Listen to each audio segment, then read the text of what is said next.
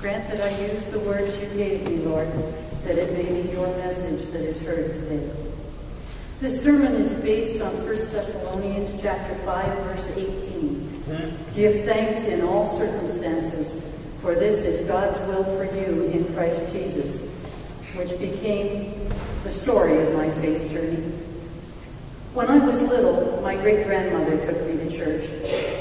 Later on, I went to church with a friend and her grandmother. I really liked that because she would give us candy to keep us quiet during the sermon. Never underestimate the value of planting those seeds in young minds. It may be the reason they come back later on. We should all give thanks for those who gave us a chance to hear about God. In my teen years, I was often too concerned with how the world really ought to revolve around me to give much attention to God. However, I remember being stricken one year with an awareness of how great that Christmas gift to us was. What must it have been like for him we call Jesus to leave that close connection with God to come to us? In a rare moment of humbleness, I was able to give thanks for that sacrifice. I turned to God as a younger woman when I became one of the suddenly single. I studied with a number of people from different churches, even different religions. I give thanks for their patience with my never-ending questions. The first time I read this passage, give thanks in all circumstances, for this is God's will for you in Christ Jesus, I was really encouraged by it because it sounded easy to do. Over the years, I've learned whenever I think something in the Bible is simple, I've missed the point. I was thinking of being thankful the way we are at Thanksgiving, where we look at all the good things in our lives and make a conscious effort to be aware of how fortunate we are. Counting our blessings is a good exercise to strengthen that spiritual muscle we call faith. The first commandment is to love God. When you consider the completeness of the creation He gave us, how everything in nature works with checks and balances to function, except when we interfere, it was a pretty great gift. Then consider what Jesus gave up to take on human form, to come and meet us where we are, knowing the kind of death He would face so that He could offer us a chance at salvation. It's easy to love a God who proves His love for us by doing so much for us. However, it's only the beginning of learning to give thanks. I was in Sunday school when I first learned about the many miracles God did. Jesus was a miracle worker, and His disciples continued the work after Him. I remember thinking in my youthful wisdom, what a shame it was there were no miracles in today's world. How easy it would be to have faith if there were miracles to build and confirm our faith in God and to encourage us to thank Him. I didn't realize that we're surrounded by miracles all the time. We just don't always see them. Let me share one of mine with you.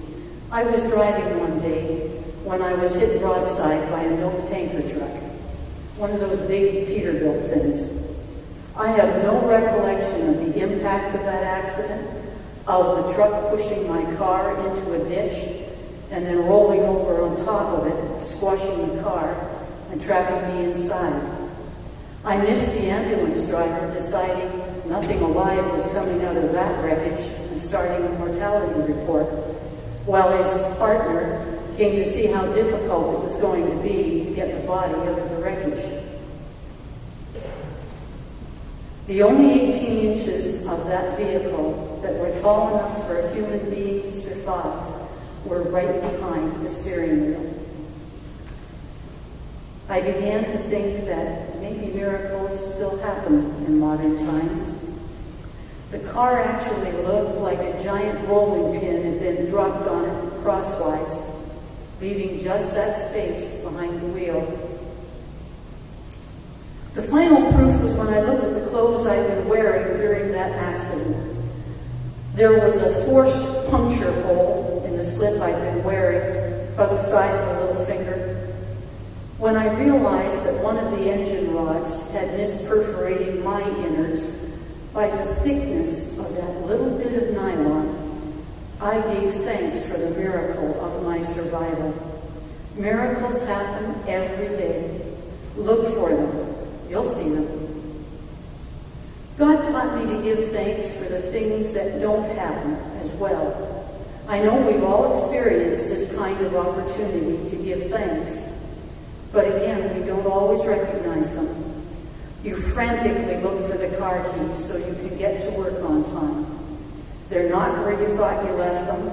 You get desperate enough that you pray to God to show you where they are because you can't be late for work. You check every place at least 3 times.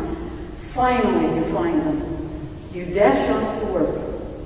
And as you drive along your usual route, you see an accident right in the middle of the intersection where you would have been if you had your keys on time.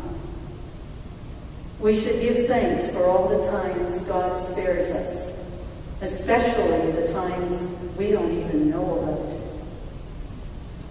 Give thanks in all circumstances, for this is God's will for you in Christ Jesus.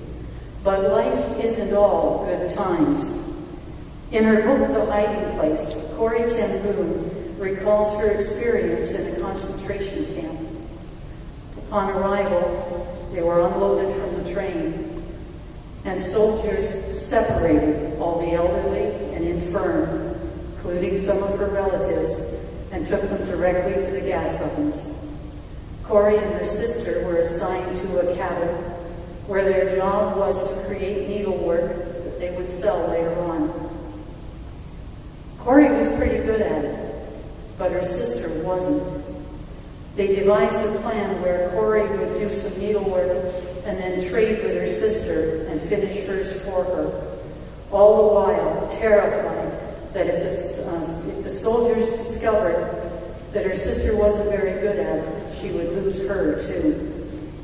When the cabin became infested with fleas, it felt like a punishment, until Corrie realized that the soldiers were so afraid of getting the fleas, they weren't coming right in to inspect anymore. They'd open the door, look in to make sure everybody was still there and working, and then leave. Thank God for the fleas. What if the bad times are bigger than fleas? We all experience times when the hard things happen that change life from a gift to a whole new world of pain. There are life-altering situations that occur. They hurt more than we believe we can bear. How could God want me to thank Him for those times? Eventually, I learned the lesson that we all need to know so deeply that we never forget it. He doesn't expect us to thank Him for tragedies. I had to learn to look for Him in the midst of them and give thanks for His presence. Where do we meet God? For many of us, it's in the midst of the worst times of our lives that we learn how to go to God for help. We call to Him out of the depths of a pain so deep we can't even find words. He responds by sending people to us who offer care, comfort, wisdom, and faith. We learn from their example how to reach out to others around us who need to be able to see God in our response to their distress. You may never know when you are the reason someone can keep going just that little while longer. Some will even believe it might be possible to go on living as long as God is there with them. He didn't say it would be easy. He said He would be there with us. I give thanks for God's presence in the midst of some of the worst times of my life. I can even thank Him now for some of the things I thought were terrible at the time, being separated and then divorced. I know now they were the best thing that could have happened for my children and I. I saw God create blessings out of some pretty disastrous events. I watched from a distance as the man I had married self-destructed. He became all the things he had once hated the most. I give thanks that my children did not experience that happening. When he died this year, they were able to go to his funeral without hating him. There's nothing like an emotional tornado to teach us what the important things in life really are. It's our purpose to look for God, lean on Him for strength, and trust that He can make something good out of the most horrendous situations. Give thanks in all circumstances, for this is God's will for us, that we know He loves us, that He is there with us, and we can rely on Him. Thanks be to God.